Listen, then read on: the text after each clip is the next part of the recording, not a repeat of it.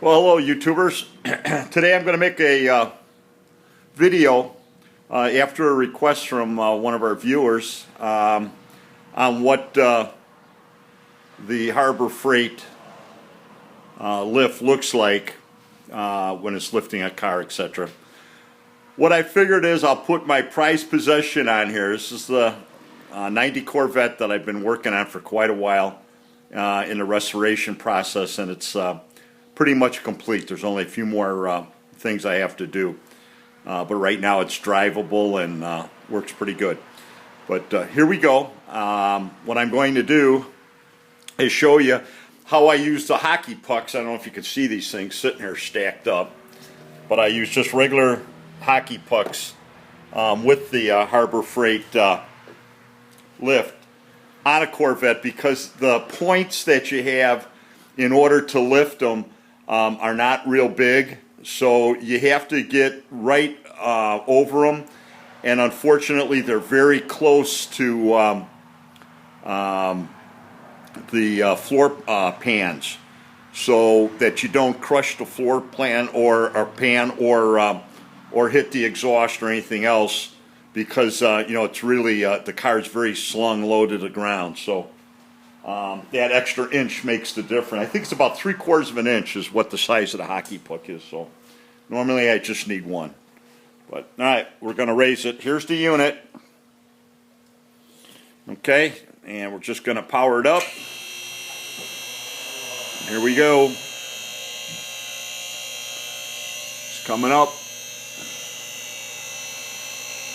I've done this one before many times, so I know exactly where it'll stop. So some people might get a little nervous because I probably have about 1 inch clearance between the that's a steel beam that's wrapped with drywall, so that car would come to a stop. Well, part of it would come to a stop, and the rest of it I think would just bend around it. But there you go. There's the lift. You can hear the detents.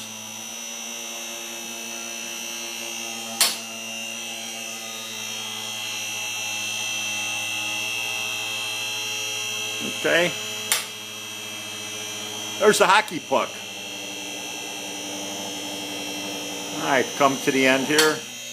There you go. Now what I'm going to do is I'm going to release it, just like it tells you in the manual. Okay, and you just seen right here, you seen that kind of go up a little bit that way. That's the safety, so the safety is now on. I'm 6'2", and I have the camera right about at chest height, so it gives you an idea. You got the wheel right there. There's the distance. It's about 56 inches, well actually about 55 3/4 because of the hockey puck. So just to give you an idea, what I'm going to do is turn the light on here to light up the bottom of the car. But first of all, I want you to see that I normally take safety precaution. There's my 2 jack stands. I'm not going to put them under there today because I don't intend to go under it. I'm only going to put the camera under it. So this gives you an idea. Right now I'm sitting on a chair, one of these little hydraulic chairs, and it's perfect. You can adjust the height. As you can see, you can get right under anywhere you got to go. It's pretty much open right where the engine's at. My arm's only so long here. Okay, and it's open enough that you can. I've done an exhaust on a small car on this already, and it was fine. You can see the hockey pucks up there. There's one over there. Maybe this one you can see a little better. You see the hockey puck on the pad? They work great. And even if they split, which they won't, it's only going to go 3/4 of an inch to the pad, and it's not going to go anywhere. So rest assured, I've lifted this thing many times. I don't have the car on here real straight either, because I want to demonstrate how good the lift actually works. I've got it canted over a little bit, as you can see. Here's the one wheel on this side, and here's the one on this side. And that's just to kind of give you an idea that the even if you put the car on a little crooked, it still comes up perfectly straight. So the other thing I have is for doing oil changes, I have a little cart. I'll show you that here. I'll push that in. Here's the little cart I have. Look at that. Push it right up, drain your oil, just like the big boys do. And then I recycle it, of course. I have a 2-gallon, they tell you to use a 5-gallon bucket, but I just put it in these 2.5-gallon oil containers I have, and I bring them in for recycling. Makes it a little bit easier than a 5-gallon bucket. So, all right, I pull this out. That works really well. I mean, that in itself is just, it's paid for itself just in doing oil changes and also radiator changeovers. It's just a real nice way to do it. So, okay, I'll take it down, show you how it comes down. What goes up must come down, as they say. One thing you have to understand is I love this thing. If you don't have one, get one. Every guy should have one in every shop. Father's Day's coming up. Start your baking process. Okay, first thing you're going to do is you're going to relieve the pressure. You just notice that that thing popped going that way, so it's relieved. What I have to do in order to do this and hold my camera here, I've just pulled the cable release, which releases, you can see that moving down there. You see it move, that little pawl.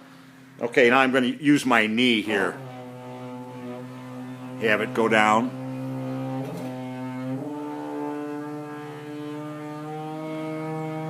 Yeah, you can see it's coming down.